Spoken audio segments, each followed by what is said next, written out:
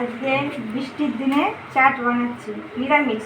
কিছু করার নেই, নিরামিষ। পেঁয়াজ থাকলে ভালো হতো, পেঁয়াজটা নেই, কিন্তু নিরামিষ চাট বানাবো। এটা হচ্ছে আলু কাটি। দেখতে থাকুন। আলু সেদ্ধ দিয়ে দিয়েছি। এবার যাতে ছোলা সিদ্ধ, কাঁচা ছোলা ভিজানো,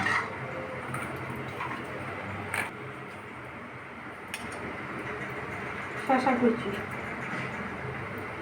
টমেটো কুচি, কাঁচা লঙ্কা, ঝাল যেরকম যে খাবে সেরকম পরিমাণ মতো দিয়ে দেবে। মটর কড়াই সেদ্ধ করা, এটা বেশি দেবো না, ছোলাটাই ভালো লাগে, তো অল্প দিলাম। এখন দাঁড়াও, লেবুর রস যাচ্ছে, লেবুর রস।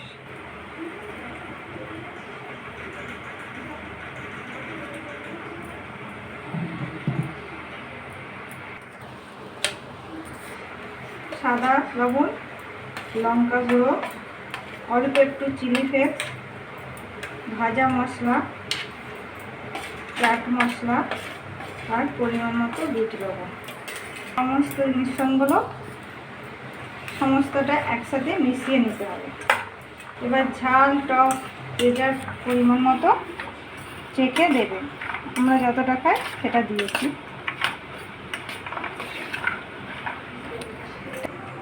লবণ, বিট লবণ, ভাজা মশলা, একটু লঙ্কা গুঁড়ো, এটা হচ্ছে চাট মশলা। এটা হচ্ছে পাপড়ি চাটের পুর।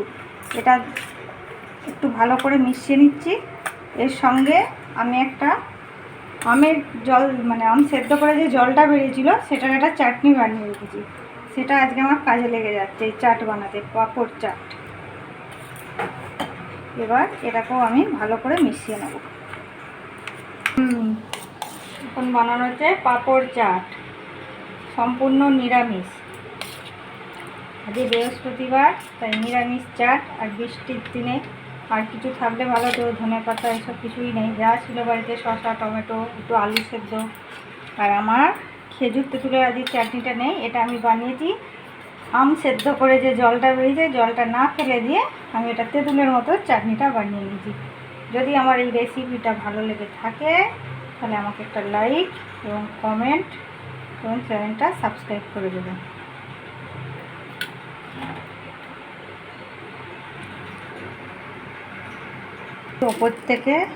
এবার আমি ওপর থেকে ঝুরি ভাজা দিয়ে দিলাম।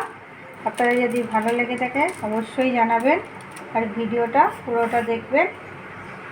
আর ধন্যবাদ সবাইকে। এই যে আমার দুটো রেসিপি আজকে, আলু কাবলি আর পাঁপড় চাট। বাড়িতে যদি পাঁপড় থাকে আর এরকম অল্প কিছু উপকরণ দিয়ে খুব সুন্দর লাগে খেতে বৃষ্টির দিনে।